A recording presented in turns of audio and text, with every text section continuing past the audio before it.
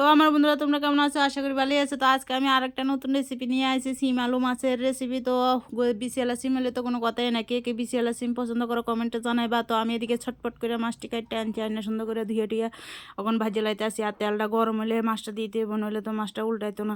এরপর আমার একটু কষ্ট হইতে আছে উল্টাইতে, কি আমার কড়াইটা মানে একটু ভারী দেখে এটার মধ্যে মাছ উল্টানা। তো দেখো তবু উল্টানো ঝুর করে আমি উল্টাই দিয়েছি, দেখো কি সুন্দর করে উল্টানি হয়ে গেছে। তো আর বেশি এলাচিম কে কে পছন্দ করে তো এটা কমেন্টে জানাবে একবার কইলে আমি। তো দেখো এদিকে আমি মাছটা লাল লাল করে ভাজিয়ে লাইতে আসি, সুন্দর করে ভাজিয়ে নামাই লাইছি। আর তেলের মধ্যে মাছ ভাজার যে তেলটা ছিল ওটার মধ্যে আবার ফাঁসফোড়ন দিয়ে দিছি। আর আমি সবসময় শর্টকাট রান্না করি, তো ফাঁসফোড়নের মধ্যে আলুটিও দিয়ে দিছি ফট করে দিয়ে দেখো লবণ দিয়া কিরে আলুটি নইলে সিদ্ধ হইতো না, লবণ হলুদ দিয়ে একটু ঢাকা দিয়ে দেবো। তো ঢাকা দিয়ে গেলে একদম আলুটি সুন্দর করে সিদ্ধ হয়ে যাবো। আর এদিকে আমি সিমটিতে ছোটো ছোটো করে কাটটা সুন্দর করে ধুয়ে লাইতে আসি। আর দেখো কত কালারিং কালারিং সিম। তো এটি আমার গাছের আমার শাশুড়ির মা লাগাইছে এই গাছটি, তো শাশুড়ি মার গাছের থেকে সিম পাইরা লই আসি।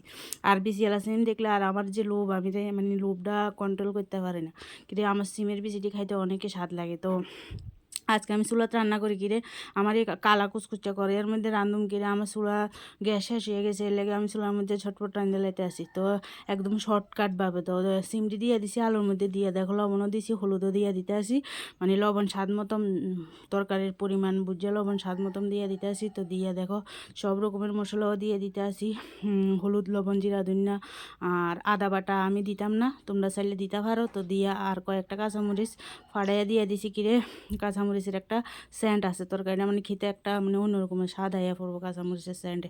তো দেখো সুন্দর করে কষাই টসাই লাগছি, এবারে আগুনটা টপ টপ করে ঢিলে দিতে আছে, কিন্তু আগুন না দিলে তো তরকারি হইতো না। তো দেখো এবার ভালো করে কষা নিয়ে যেতে আছে, এবারে আমি ফট করে জল ডাইলা দেবো। তো জল ডাইলা দিছি, এবারে দেখো সুন্দর করে বেশি জোলা জোলা করতাম না, আবার বেশি মানে মাখা মাখাও করতাম না। আমি এটারে মানে একটা আন্দাজ মতন করতে আছি কিরে, একটাই সবজি রান্না করবো আর অন্য কোনো সবজি রান্না করতাম না, এটা দিয়ে আমরা হয়ে যাবো। তো আর মাছটা হচ্ছে কার্পু মাছ, তো কার্পু মাছ দিয়া সিম দিয়ে রান্না করতে আসি। তো এভাবে কে কে খাইছো কমেন্টে জানাইবা। আর আমার নতুন ফেসটার একটা লাইক আর একটা ফলো করে দিবা। আর ভিডিওটা পছন্দ হলে একটা লাইক করবে, একটা কমেন্ট করে দিবা, আর একটা শেয়ার করে দিবা।